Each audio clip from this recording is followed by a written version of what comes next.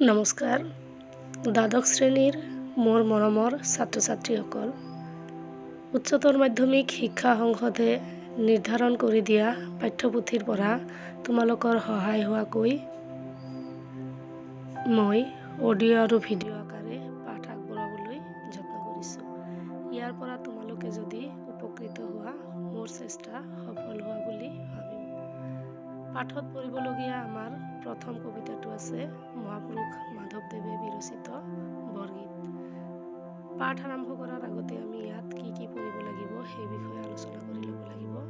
আমি ইয়াতে পঢ়িম বৰগীতৰ বিষয়ে কিছু কথা, মহাপুৰুষ মাধৱদেৱৰ জীৱন আৰু সাহিত্য কৃতিৰ বিষয়ে বৰগীতৰ আলোচনা, আৰু একেবাৰে শেষত পৰীক্ষাত আহিবলগীয়া প্ৰশ্ন সম্পৰ্কে আলোচনা কৰিম।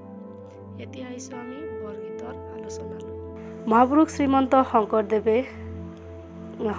আৰু মাধৱদেৱ দুয়োজনাকেই আমি বৰগীতৰ ৰচক বুলি জানো।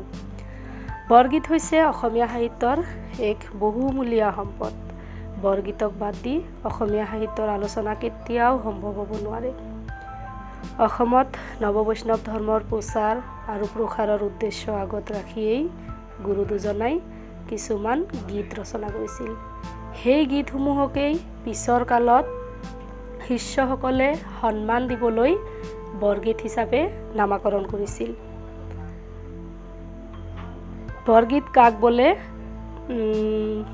আমি ক'বলৈ গ'লে যে মহাপুৰুষ শ্ৰীমন্ত শংকৰদেৱ আৰু শ্ৰী শ্ৰী মাধৱদেৱে ৰচনা কৰা উচ্চ আধ্যাত্মিক ভাৱসম্পন্ন শাস্ত্ৰীয় ৰাগ তালযুক্ত 14 প্ৰসংগত গোৱাৰ উপযোগী ভগৱান শ্ৰীকৃষ্ণৰ লীলা মাহাত্ম্য প্ৰকাশ কৰা গীতসমূহকেই আমি বৰগীত বুলি ক'ব পাৰোঁ। বৰগীতৰ বৈশিষ্ট্য বুলি ক'লে প্ৰথমে আমাৰ মনলৈ আহে বৰগীতবোৰ ব্ৰজাৱলী নামৰ এক কৃত্ৰিম সাহিত্যিক ভাষাত ৰচিত। দ্বিতীয়তে বৰগীতবোৰ আধ্যাত্মিক ভাৱসম্পন্ন। তৃতীয়তে বৰগীতবোৰ শাস্ত্ৰীয় ৰাগ তালযুক্ত। চতুৰ্থতে বৰগীতবোৰৰ মাজেৰে ভগৱান শ্ৰীকৃষ্ণৰ লীলা মাহাত্ম্য প্ৰকাশ পায়। বৰগীতৰ বৈশিষ্ট্যৰ পিছতেই আমি বৰগীতৰ বিষয়বস্তু সম্পৰ্কে আলোচনা কৰিব লাগিব। বৰগীতৰ বিষয়বস্তুক আমি লীলা, বিৰহ, বিৰক্তি, পৰমাৰ্থ, চোৰ, চাতুৰী এই 6টা বহল ভাগত ভগাই আলোচনা কৰোঁ। বৰগীত সম্পৰ্কে ক'বলৈ গৈ বিভিন্নজন পণ্ডিতে বৰগীতক বিভিন্ন নামেৰে নামাকৰণ কৰিছে। বৰগীতৰ ৰাগ, তাল, সাংগীতিক ভাষা আদিৰ অন্তৰালত এক গভীৰ আধ্যাত্মিক ভাৱৰ প্ৰৱাহ লক্ষ্য কৰা যায়। সেইবাবে ডক্টৰ বাণীকান্ত কাকতিয়ে বৰগীতসমূহক নোবুল নাম্বাৰ্ছ বুলি কৈছে। কালিৰাম মেধিয়ে গ্ৰেট ছং আৰু দেৱেন্দ্ৰ নাথ বেজবৰুৱাই হোলী ছংছ আখ্যা দিছে। আমি পঢ়িবলৈ লোৱা মহাপুৰুষ শ্ৰী শ্ৰী মাধৱদেৱে ৰচনা কৰা উঠৰে উঠ বাপু গোপাল হে নামৰ বৰগীতটো হৰিনাৰায়ণ দত্ত বৰুৱা সম্পাদিত বৰগীত নামৰ গ্ৰন্থখনৰ পৰা তুলি লোৱা হৈছে। এতিয়া মই আলোচনা কৰিবলৈ ওলাইছোঁ বৰগীতৰ বিষয়বস্তুৰ বিষয়ে। বৰগীতৰ বিষয়বস্তুৰ ফালৰ পৰা দেখা যায় যে বৰগীতত আধ্যাত্মিক ভাৱ, বেদান্তৰ মৰ্মাৰ্থ, একান্তিকা ভক্তি আৰু শ্ৰীকৃষ্ণৰ বাল্যকালৰ বিভিন্ন কাৰ্যাৱলীৰ বৰ্ণনা আছে। বৰগীতবোৰৰ বেছিভাগতেই এফালে শ্ৰীকৃষ্ণৰ পৰম পুৰুষত্ব আৰু আনফালে মানৱী লীলাৰ প্ৰকাশ, এই দুফলীয়া ব্যক্তিত্ব সুন্দৰ ৰূপত উপস্থাপন হোৱা দেখা যায়। এনেদৰে আলোচনা কৰিলে বৰগীতবোৰক বহলভাৱে 6টা ভাগত ভগাই আলোচনা কৰিব পাৰি। ভাগকেইটা হৈছে লীলা, বিৰহ, বিৰক্তি, পৰমাৰ্থ, চোৰ আৰু চাতুৰী। বৰগীতৰ ভাগকেইটাৰ ভিতৰত লীলা হৈছে প্ৰথম।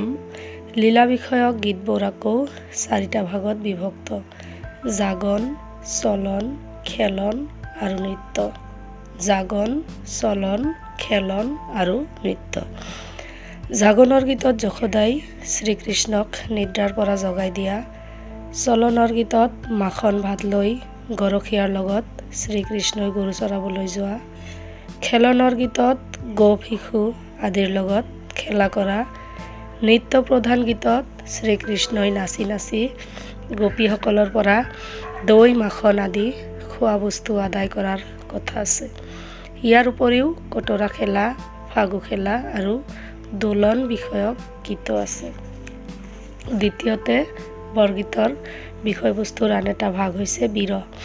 বিৰহৰ গীতত ভগৱান শ্ৰীকৃষ্ণৰ অনুপস্থিতিত যশোদা আৰু আন আন গোপীৰ বিৰহ অৰ্থাৎ দুখৰ বৰ্ণনা দিয়া হৈছে। বৃন্দাবনৰ অধিষ্ঠাতা দেৱতা স্বৰূপ ভগৱান শ্ৰীকৃষ্ণ অবিহনে বৃন্দাবনবাসীৰ শোক লগা অৱস্থা ইয়াত চিত্ৰিত কৰা হৈছে। শ্ৰীকৃষ্ণৰ বিৰহ মানুহৰ বাহিৰেও জীৱ জন্তু তৰু তৃণেও যে অনুভৱ কৰিছিল তাক কবিয়ে সুন্দৰ ৰূপত বৰ্ণনা কৰিছে। তৃতীয়তে বৰগীতৰ আন এটা ভাগ হৈছে বিৰক্তি। বিৰক্তি বিষয়ক গীতত সংসাৰৰ প্ৰতি কবিৰ অনীহা প্ৰকাশ পাইছে। ইয়াৰ পিছতেই বৰগীতৰ আন এটা ভাগ হৈছে পৰমাৰ্থ। পৰমাৰ্থ বিষয়ক গীতত পৰম পুৰুষ ভগৱানত আত্মসমৰ্পণৰ কথা প্ৰকাশ পোৱাৰ লগতে পৰম পুৰুষ ভগৱান সম্পৰ্কে বিভিন্ন কথা ইয়াত বৰ্ণনা কৰা হৈছে। বৰগীতৰ বিষয়বস্তুৰ শেষৰ ভাগ দুটা হৈছে চোৰ আৰু চাতুৰি। চোৰ আৰু চাতুৰি বিষয়ক গীতত ভগৱান শ্ৰীকৃষ্ণই চলনাৰে দৈ মাখন আদি চুৰি কৰি খোৱা, যশোদাৰ লগতে আন আন গোপ গোপীসকলৰ সৈতে চতুৰালিৰে কৰা দুষ্টামিৰ চিত্ৰ সুন্দৰ ৰূপত অংকন কৰা হৈছে। আমি পাঠত পঢ়িবলৈ লোৱা বৰগীতটো যিহেতু মহাপুৰুষ মাধৱদেৱে ৰচনা কৰা, গতিকে ইয়াতে মই মহাপুৰুষ মাধৱদেৱৰ বৰগীতৰ বৈশিষ্ট্যৰ বিষয়ে তোমালোকক দুআষাৰ ক'বলৈ ওলাইছোঁ।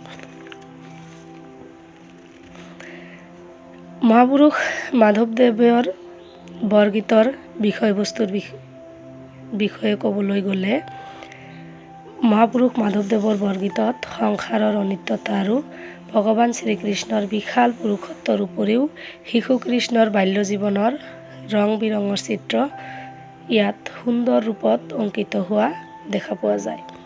বাৎসল্য ভাৱৰ প্ৰকাশ মাধৱদেৱৰ বৰগীতৰ প্ৰধান বৈশিষ্ট্য।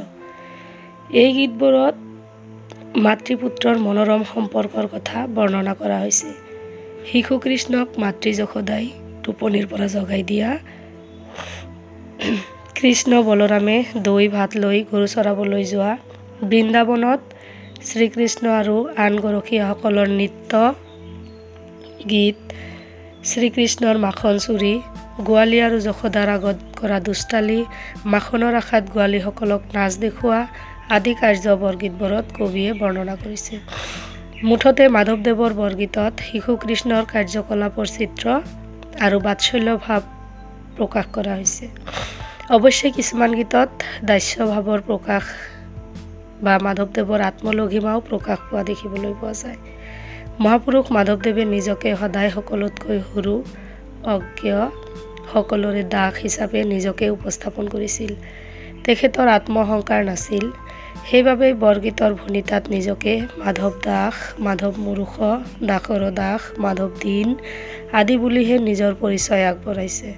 মহাপুৰুষ মাধৱদেৱৰ গীত সম্পৰ্কে আলোচনা কৰিবলৈ গৈ ডক্টৰ মহেশ্বৰ নেওগে কৈছে, বৰগীতবোৰত শ্ৰীকৃষ্ণই চুৰি কৰি মাখন খোৱা, গৰু চৰাবলৈ যোৱা, খেল ধেমালি কৰা আদিৰ মনোৰম বৰ্ণনা পোৱা যায় যদিও সেই বৰ্ণনা আমোদপ্ৰিয় কবিৰ বিলাস মাত্ৰ নহয়। এই বৰ্ণনাৰ আঁৰত লুকাই আছে এক আধ্যাত্মিক জগত, যাৰ জ্যোতিত প্ৰতিটি বৰ্ণনা হীৰাবুলীয়া নিয়ৰৰ দৰে বা সঞ্জীৱনী দীপশিখাৰ দৰে ভাস্কৰ। আজিলৈ ইমানেই।